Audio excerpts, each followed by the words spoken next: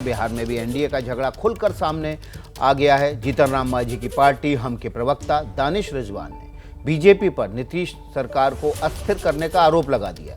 दानिश रिजवान ने कहा है कि बीजेपी के कुछ नेता सरकार के खिलाफ लगातार बयानबाजी कर रहे हैं, विपक्ष को हमले का मौका दे रहे हैं। यही नहीं, दानिश रिजवान ने एनडीए में कोऑर्डिनेशन कमेटी बनाने की मांग करते हुए कहा कि अगर ऐसा नहीं हुआ तो हालात और खराब हो जाएंगे। हालांकि बीजेपी कह रही है कि ये सिर्फ भ्रम फैलाने की कोशिश है। कि भारतीय जनता पार्टी के कुछ नेता लगातार अपनी बयानबाजी से सरकार को अस्थिर करने की कोशिश कर रहे हैं। ये नेता सरकार के खिलाफ बयानबाजी कर करके लगातार विपक्ष को सरकार के खिलाफ बोलने का मौका दे रहे हैं। इसलिए हिंदुस्तानी आवाम मोर्चा एनडीए के शीर्ष नेतृत्व से मांग करती है कि बिहार सरकार के ऐसे बयानबाजी के खिलाफ अब बिहार में एनडीए कोऑर्डिनेशन कमेटी बनानी जरूरी है, नहीं तो स्थिति और भयावह हो जाएगी। सरकार बहुत ही बेहतर समन्वय के साथ चल रही है। भारतीय जनता पार्टी सबसे बड़ी पार्टी है, सेकेंड लार्जेस्ट पार्टी जदयू है। जदयू के नेतृत्व में सरकार चल रही है। समन्वय की जो बात कर रहे हैं वो कहीं न कहीं भ्रम पैदा करना चाहते हैं। मुझे लगता है कि बेहतर समन्वय के साथ जब सरकार चल रही है तो इस प्रकार का भ्रम पैदा करने वाले लोग बेनकाब हो जाएंगे और किनारे हो जाएंगे। तो इसी खबर पर हमारे साथ प्रकाश कुमार पटना से ज़्यादा जानकारी के साथ जुड़ गए हैं। प्रकाश, जीतन राम मांझी की पार्टी का ये बयान नीतीश कुमार को लुभाने की कोशिश है या वाकई में भीतर खाने कुछ गड़बड़ चल रही है?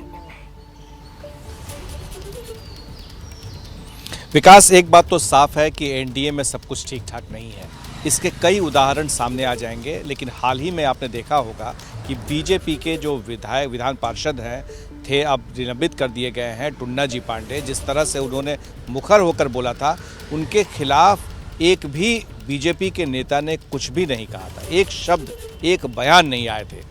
जब जेडीयू ने दबाव बनाया और संजय सिंह जो मुख्य प्रवक्ता हैं जेडीयू के, उन्होंने साफ कह दिया कि इसके पीछे बीजेपी के नेता हैं और बीजेपी की शय पर कर रहे हैं, तब जाकर उन्हें निलंबित किया गया था।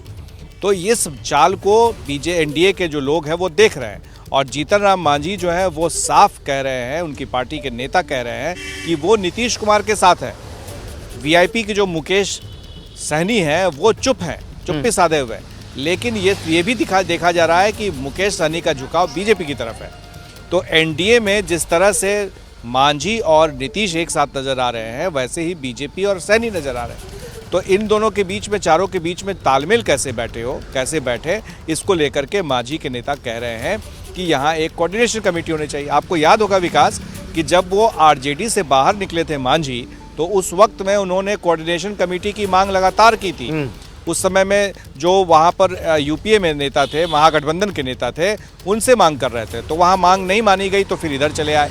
अब यहाँ पर फिर से कोऑर्डिनेशन कमेटी की मांग कर रहे हैं, तो इसको लेकर के सवाल उठ रहे हैं। वहीं उपेंद्र कुशवाहा जो संसदीय बोर्ड के अध्यक्ष हैं जेडीयू के, वो लगातार बिना नाम लिए हुए बीजेपी के प्रदेश अध्यक्ष पर भी हमला कर रहे हैं। बीजेपी के प्रदेश अध्यक्ष ने पहली बार अपने फेसबुक पोस्ट में लिख दिया था कि बिहार में नाइट कर्फ्यू का क्या औचित्य है कोरोना काल में। अगर कोऑर्डिनेशन कमेटी बन जाएगी तो नीतीश कुमार की तो अपनी ताकत कम होगी, तो जीतन राम मांझी किसको ताकत देने की कोशिश कर रहे हैं?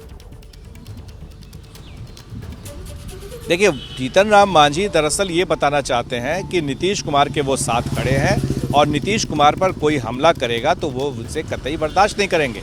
अभी हाल ही में दलितों के धर्मांतरण को लेकर और दलित पर हमला को लेकर के अल्पसंख्यकों पर जो आरोप लगाए हैं बीजेपी ने, तो उसको लेकर के भी सवाल उठाए थे जीतन राम मांझी ने।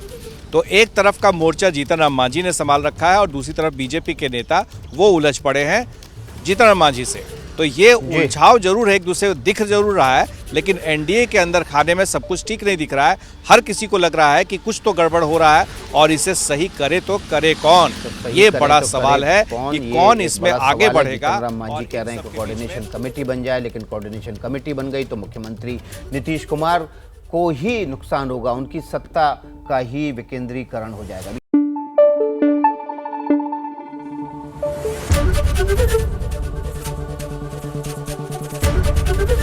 एबीपी न्यूज आपको रखे आगे।